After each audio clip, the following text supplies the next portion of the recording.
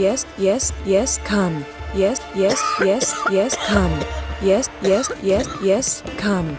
Yes. I already made a video about something major that could be missed in Yennefer's last wish quest. Damn it all! And now I thought I should also make one about the small things in it.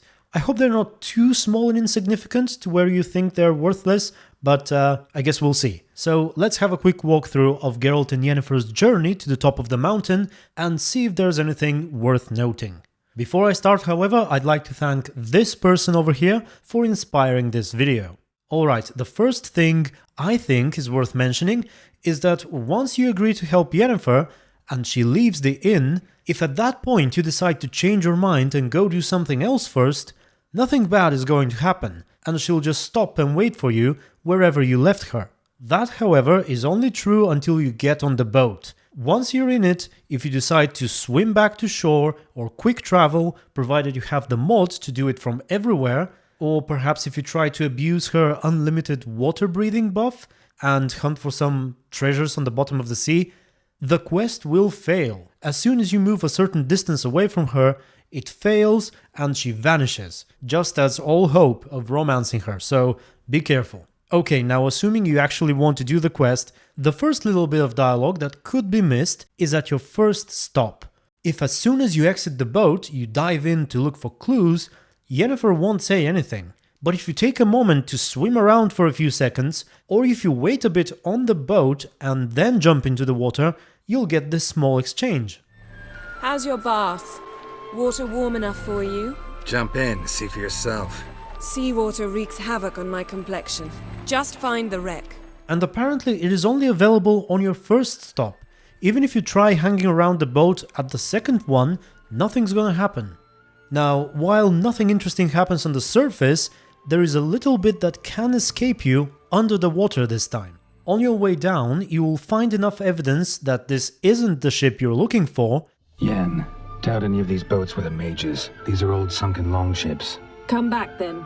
We must search elsewhere. But if you keep going deeper just a little bit, you'll stumble upon a chest. Yennefer initially thinks that the djinn might be inside of it. Got a chest, really old. Must have fell off the wrecked longship. Can you open it? Hoping for pirate treasure. I hope to find the djinn. Try to open it. However, it turns out there's only booty for Geralt. Now that's what I call war booty. Have you found the djinn? No, but I found something that could be just as valuable to me as the djinn is to you. Several people have asked me in the past where can they get this piece of armor, and I wasn't able to answer. Well, now you know one possible source. Okay, moving on to the third and final stop, where you do find the evidence you seek. Nothing special here, I suppose. You find another skeleton, most likely belonging to another member of Amos's crew. It and a basket, I think it was a basket, are both cut with incredible precision, at which Geralt marvels. One tiny thing worth noting here, if you investigate the basket first and then the skeleton, Geralt will mention how the skeleton was probably cut by whatever cut the basket. No conventional weapon could do this, but whatever cut the basket probably could. And if you investigated the skeleton first, the opposite happens. Something cut this basket exactly in half. Bet it was cut by the same thing that cut the skeleton. And of course, when you find the ship at the end, you realize that the whole thing has been cut in half, or nearly in half, rather precisely. Was the seal also cut by the same thing that cut through the ship and the basket and the skeleton? Or perhaps the cutting of the seal caused the rest to be in this condition? I don't know. Perhaps you'll tell me. Okay, we finally reached the mountaintop. Said you were gonna go on 3. I did. And there are a couple of things worth mentioning in here. The first one that comes to mind is that if you try to scale down the mountain, or even get close to the edge at certain locations, you just die. There's no leaving this place. Even if you try fast traveling away from here with the mod I mentioned, you just end up dead after the loading screen. And the second thing I can think of is that you can sort of exploit the fight with the djinn. You can run back down below deck and it will not chase you anymore. In fact, you can even get out of combat there and you can save the game if you want. Oh, and if you get him into the right spot, you can even damage him a little bit without him being able to hit you back.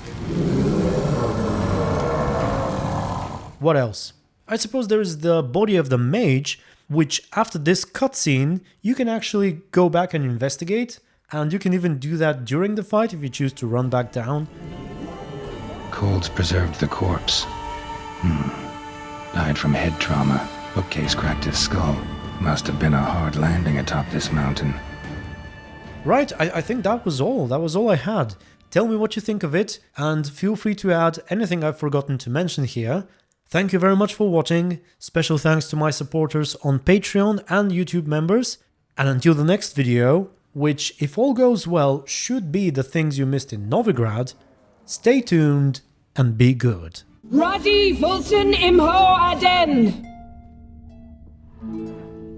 Radi Vultan Imho Aden! Yes, yes, yes, come.